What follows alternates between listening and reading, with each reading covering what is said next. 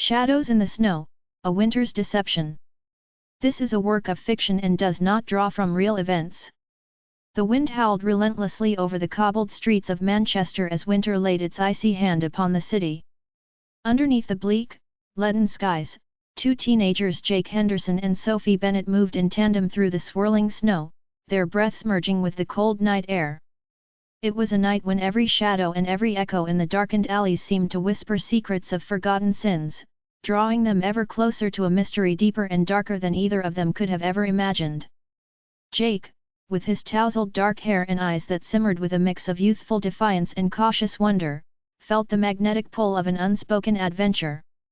Beside him, Sophie, her auburn hair catching flecks of light from the occasional street lamp, clutched a worn leather notebook to her chest. The notebook, filled with sketches and cryptic notes, was her silent confidant. Their friendship, forged over years of shared laughter and occasional sorrow, was about to be tested by a secret that lay hidden beneath the biting chill of winter. As they made their way down Dean's Gate, the familiar architecture and the haunting echoes of footsteps accompanied them like a silent chorus. The night belonged to secrets, and somewhere in the labyrinthine backstreets of the city, something sinister stirred. It began with whispers heard through the open windows of the Victorian-era houses, a murmuring breeze that seemed to carry voices from the past. For Jake and Sophie, that night was not merely an excursion into the unknown, it was the beginning of a descent into darkness that would unearth buried truths about their own families and challenge their understanding of reality. It all started 2 weeks earlier on an unusually frigid evening. Jake had been sitting in the quiet solitude of his room in a creaking old council estate on Cheetham Hill when he received a cryptic message on his phone. The message, unsigned and delivered in terse language, beckoned him to a derelict warehouse in the outskirts of the city. Its sparse text read simply, "Come alone. Trust no one." While most teenagers would have been intimidated, Jake felt an inexplicable compulsion to pursue this mystery. "Sophie, you have to see this," Jake had implored over the phone the following morning. His voice alternated between excitement and apprehension as he recounted the message. "It's like something from a movie, but I can't shake the feeling that it means something to me, a connection to my past, maybe." Sophie listened quietly from her room overlooking the frost-bitten rooftops of Didsbury. "Jake, you know I'd never let you go anywhere alone," she had replied, her tone firm yet laced with concern. "But if you're determined to follow this, I'll go with you. We have to be careful." And so, on that fateful night, they set out together into the heart of a winter urban nightmare. The warehouse, a relic of Manchester's industrial past, loomed ahead like a mausoleum in the gloom. As they approached, the heavy, rusted doors creaked open as if welcoming them to a forgotten time. Inside, the cavernous space was filled with the scent of decay and the echo of past lives, a stark contrast to the vibrant city outside. Every step they took inside the warehouse felt like a descent further into the unknown. The beam of Sophie's flashlight danced across peeling walls and scattered remnants of machinery. "It looks abandoned," she whispered, her voice echoing in the vast emptiness. Yet, as they progressed, a distinct presence seemed to hover just out of sight, as if unseen eyes were constantly watching their every move. Suddenly, a soft clatter reverberated from a distant corner of the building. Jake's heart skipped a beat. "Did you hear that?" he asked, his eyes wide in the dim light. Sophie nodded silently, her hand instinctively brushing against the worn notebook at her side. They crept towards the noise, their footsteps careful and measured. As they neared an old doorway concealed behind stacks of forgotten crates, the air grew inexplicably colder, heavy with the burden of unspoken history. Inside that small storage room, they discovered a tangle of old photographs and yellowed letters. Each image and document told fragments of a story, a string of mysterious disappearances spanning decades. The photographs, depicting families and solitary figures in what appeared to be familiar Manchester neighborhoods, stirred memories in Jake, memories of whispered warnings from his late father and enigmatic conversations about secrets buried deep beneath the city's surface. "These look like they were taken here, in the city," Jake murmured, sifting through the documents with trembling fingers. "And look, this letter, it's addressed to someone named Edward." Sophie leaned in to examine the letter. It mentions a promise, something to be fulfilled once the snow receded. Who was Edward? And what was this promise? She asked softly. Her mind raced with possibilities. Was this somehow connected to the strange message he received? And more disturbingly, what did it have to do with her own inexplicable recollection of distant voices and shadowy figures in the corners of her dreams? They spent hours in that musty room, piecing together clues from decades past, each discovery deepening the shadow that was cast over their seemingly ordinary lives. The more they uncovered, the more they realized that their own families were intertwined in this web of secrecy. Jake recalled the hushed tones of conversations at family gatherings and the furtive glances exchanged when someone mentioned the name Edward. Sophie, too, began to remember half-forgotten tales her grandmother had whispered about unfulfilled promises and hidden sins committed long ago. Before the first light of dawn could breach the darkness outside, an eerie silence had fallen upon the warehouse.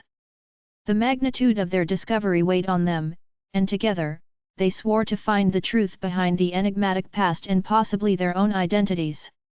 Yet, as the winter days dwindled and the snow continued to fall relentlessly, an even more sinister presence began to reveal itself, altering the course of their investigation forever.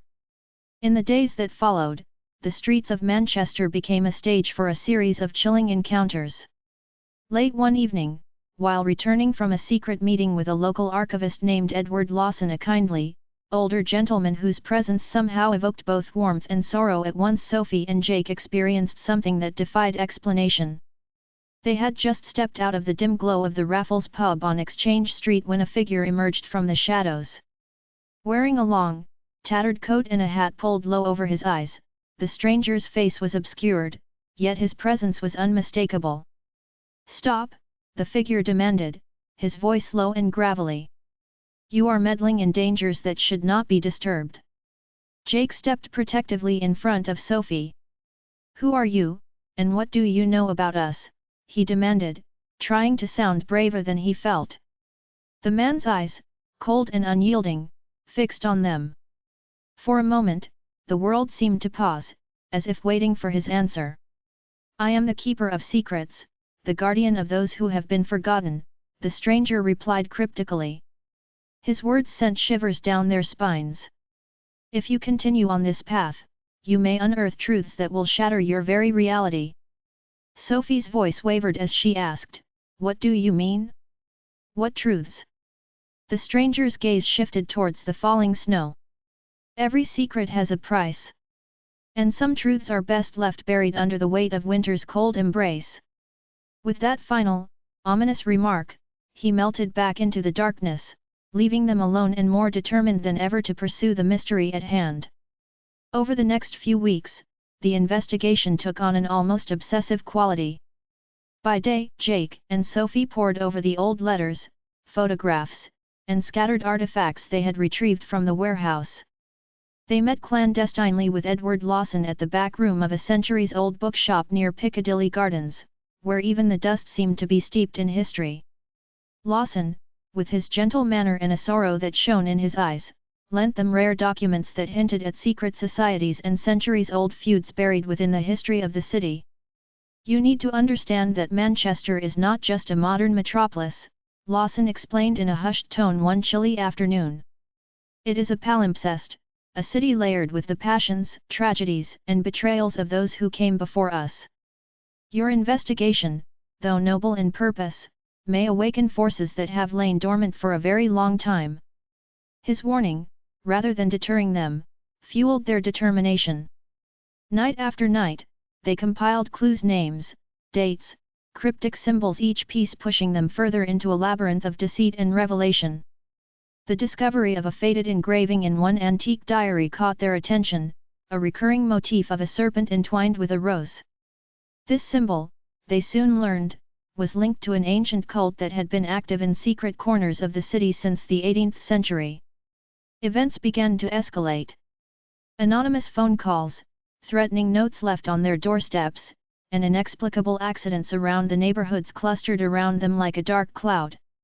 One cold evening, as the wind rattled the windows of Sophie's modest flat overlooking the icy canal, a note slipped under her door read simply, "Some secrets are better left in the ice." Sophie felt a chill deeper than the winter cold, a premonition that the very fabric of their reality was under threat.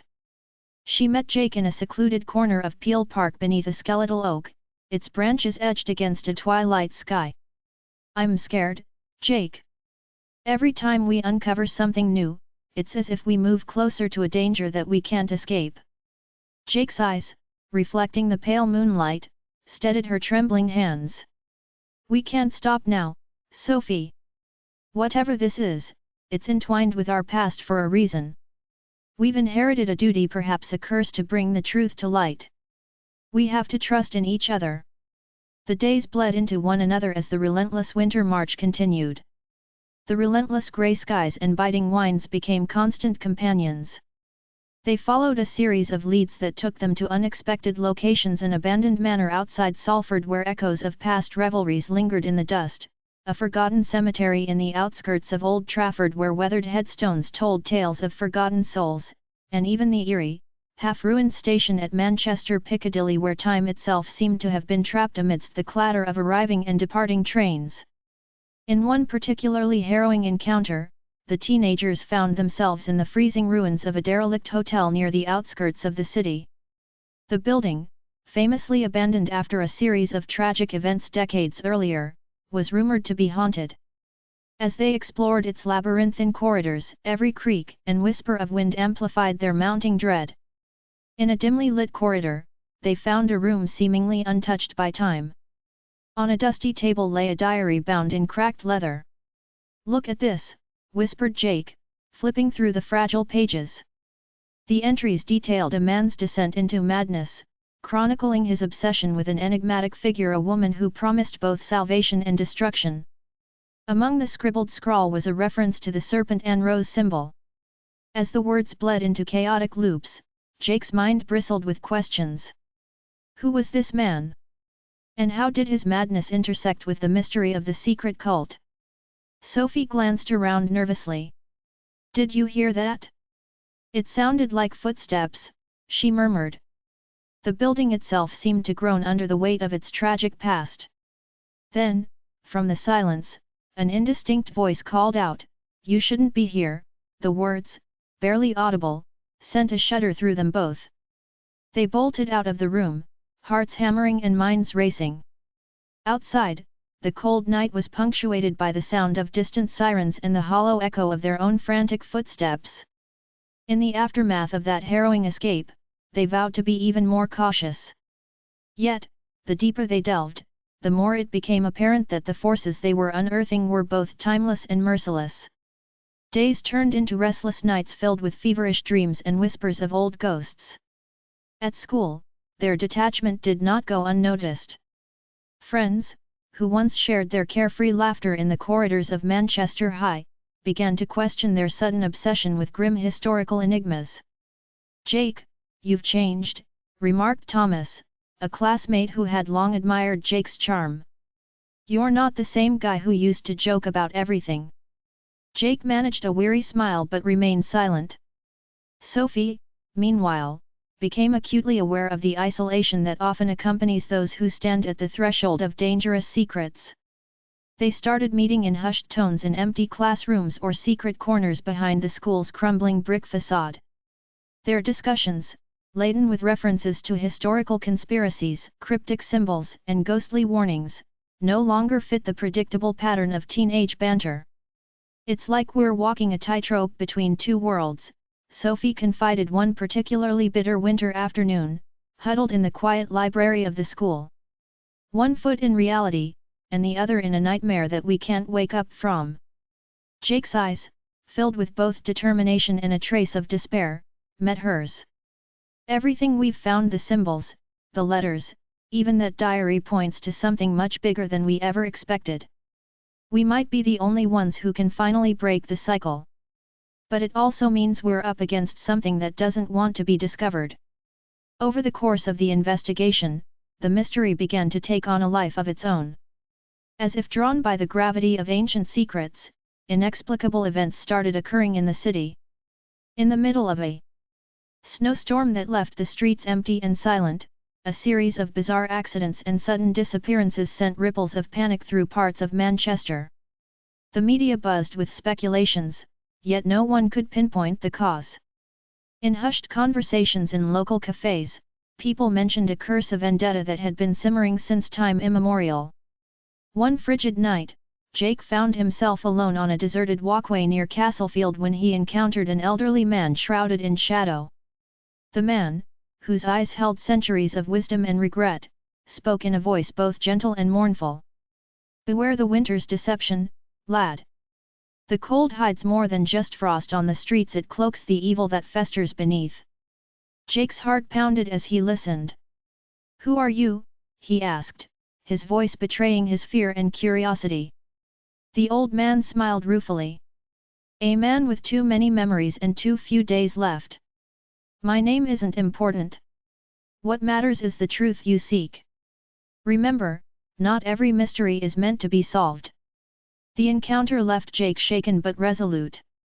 When he met Sophie the next day near the canal bridge in Media Citayuk, he recounted the encounter in hurried whispers. "There's a darkness lurking behind every clue, Sophie. We're stirring something that's been asleep for generations." Sophie's gaze was steady as she replied, "Then we must be even more careful.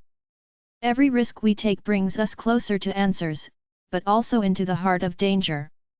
Determined to break the cycle of secrets, they devoted themselves to untangling the web of clues. Even as the temperature plummeted further, their inner fire burned brighter with purpose. In late January, they arranged to meet with an ex-police detective, Julian Carter, whose career had been steeped in cases that defied logic, cases that the establishment had long dismissed as mere folklore. Julian, a portly man with a gravelly voice and a sympathetic demeanor, welcomed them into his cluttered townhouse near the northern quarter. "I've seen many strange things over the years," Julian began as he poured them each a cup of steaming tea. "There is a case from the early 80s, a series of disappearances during a similarly brutal winter, that still haunts me. It involved a secret society, much like what you're describing, and a promise that was broken long ago." He flipped through an old case file, his eyes scanning the yellowed pages. The engraved symbol, a serpent entwined with a rose, was stamped on several objects found at the scenes.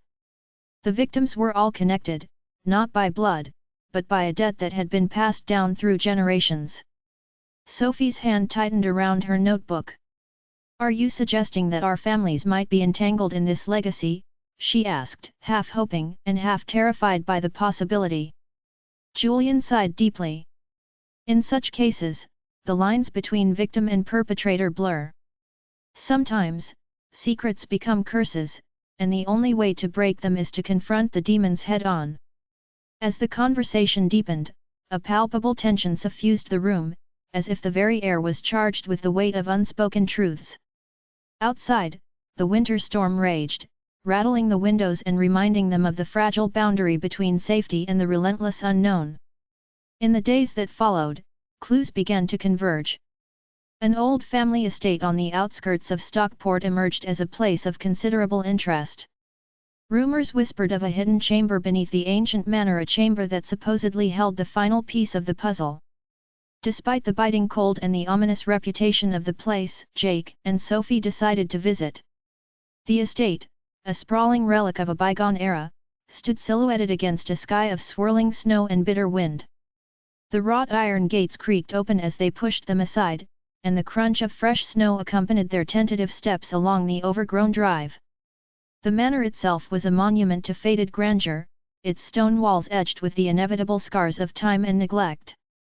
Inside, the corridors were cloaked in shadows, illuminated only by the sparse light that managed to filter through broken windows. The air was thick with dust and memories, a stark reminder of lives lived and secrets interred. In the basement, amidst a labyrinth of cobwebs and forgotten relics, they found a narrow door reinforced with iron bands. With trembling hands, Jake pushed the door open, revealing a small, claustrophobic room lined with ancient books and dusty artifacts. There, on a pedestal in the center, lay an ornate box intricately carved with the very symbol that had haunted their every step, an emblem of the serpent and rose. Sophie stepped forward, her eyes widening in disbelief as she reached for it. "This must be it," she whispered, almost reverently. But as Jake opened the box, a cascade of letters, photographs, and a small, delicate locket tumbled out onto the cold stone floor. Inside the locket was a faded portrait of a woman with sorrowful eyes, a woman whose face seemed to mirror the grief and determination in Sophie's own features. The letters spoke of a secret love, forbidden promises, and a pact forged in desperation.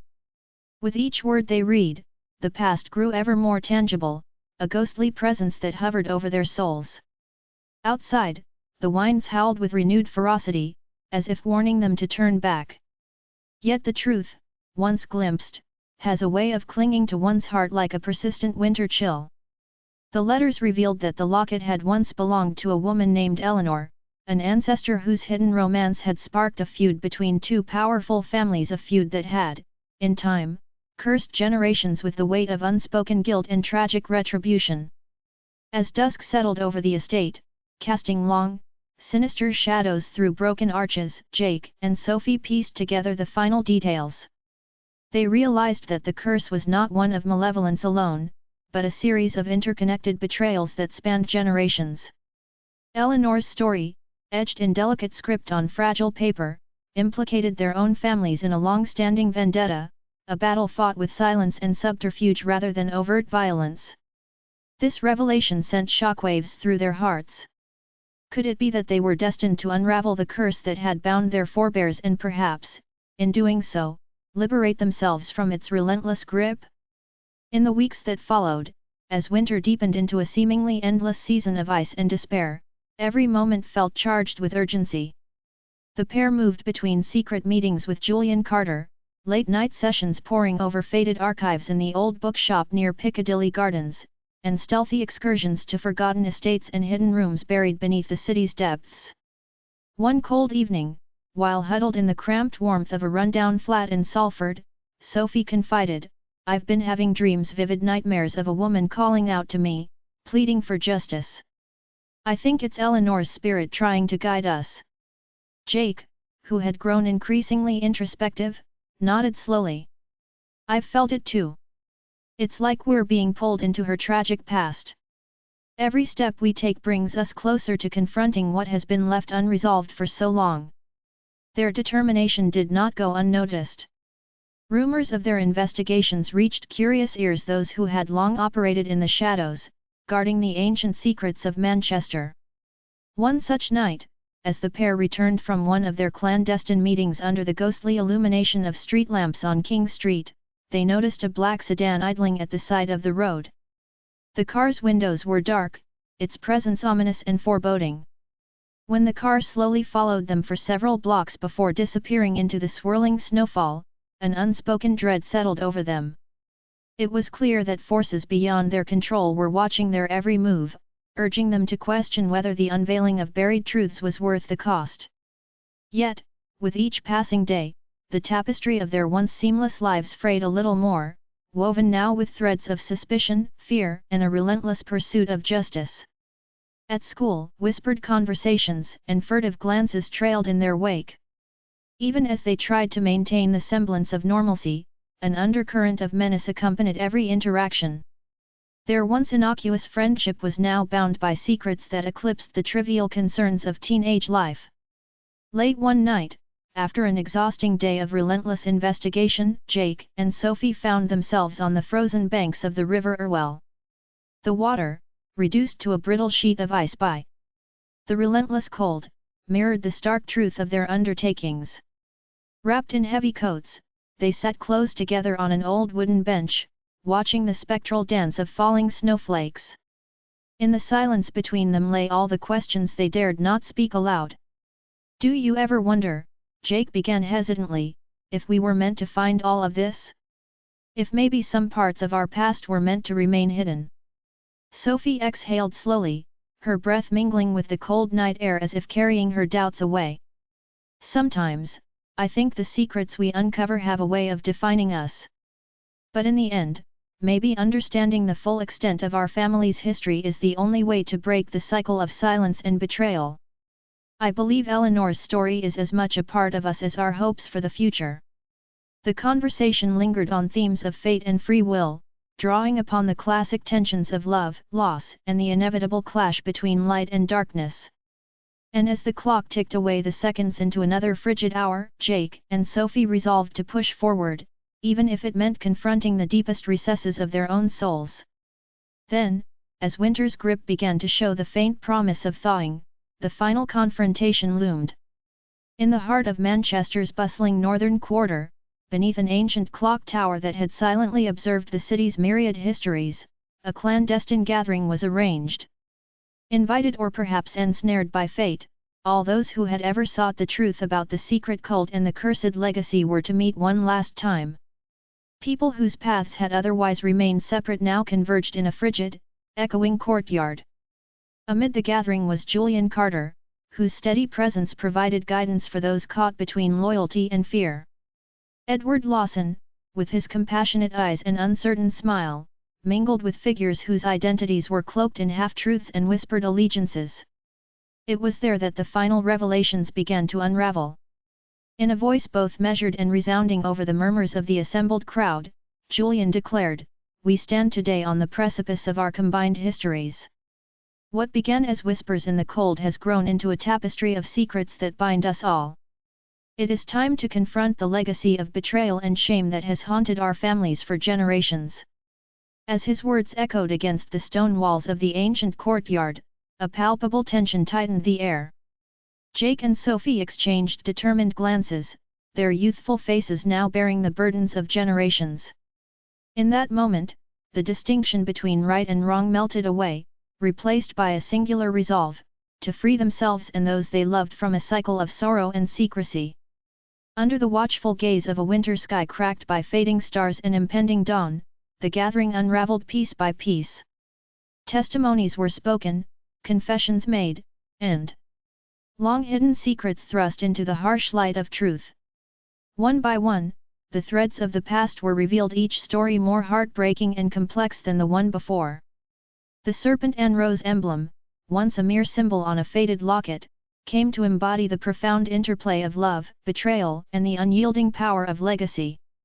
The final revelation came as a near whisper among teary-eyed confessions. A long-lost letter, its ink nearly dissolved by time, identified a pact between Eleanor and a jealous scion of an opposing family, a pact that had set into motion a series of irreversible events. The letter explained that only by reconciling the conflicting legacies and accepting one's own darkened heritage could the curse be lifted. In that charged atmosphere of remorse and hope, Jake and Sophie understood that their quest was not merely about dismantling an ancient conspiracy. It was about confronting the demons within the fear, betrayal, and isolation that they had carried, unknowingly, all along.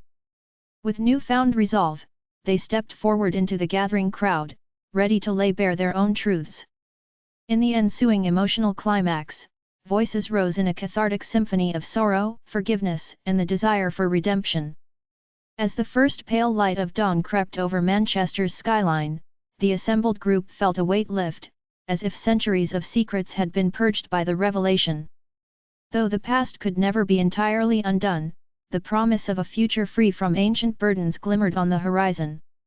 In the aftermath, Jake and Sophie walked away from the courtyard as partners not only in investigation but in life, a future brightened by the knowledge that even the darkest winter must eventually yield to the light of truth and renewal.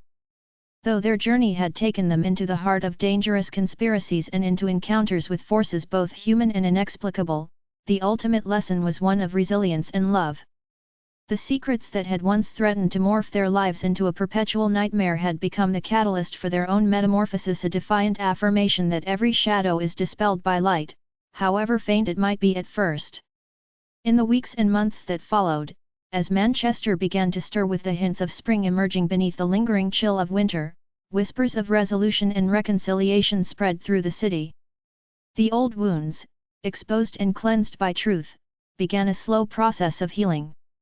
For Jake and Sophie, the triumphant unmasking of the past paved the way for new beginnings, a promise that even amid the cruelty of winter's night, hope endures. Years later, when the scars of those long, dark winters had softened into memories and the cold was but a seasonal echo of days gone by, the story of their journey would be recounted as a timeless parable of courage, destiny, and the transformative power of facing one's deepest fears. And for those who listened closely, the lessons whispered in the swirling snow would forever inspire the belief that every secret, no matter how treacherous, contains the spark of its eventual redemption. If you enjoyed the story, subscribe to my channel, like the video, and check the description for details on how to support my work.